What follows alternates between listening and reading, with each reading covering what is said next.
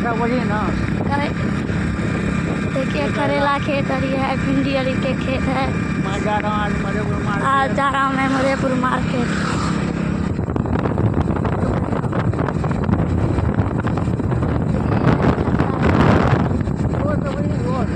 ये पैदला काट मेरा चाचा मोटरसाइकिल चला रहा है। मेरा चाचा मोटरसाइकिल चला रहा है। देखिए सभी कुछ बजे थे। देखिए ये है गाछी सभी देखिए। अभी टुकड़े है कुछ ये मन से बजे थे। ये है आपका गाजी है, करेला है, भिंडी हरी है।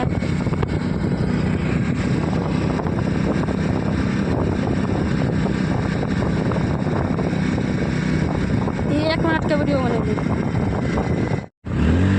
बिजला टिपले हाँ बड़े जाओ। हाँ जोर में घुमा सकते ना, तो चारों तरफ घुमा के।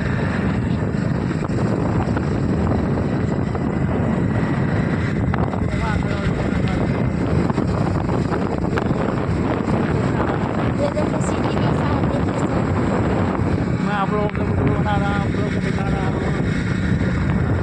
ब्लॉग वीडियो बना रहा हूँ।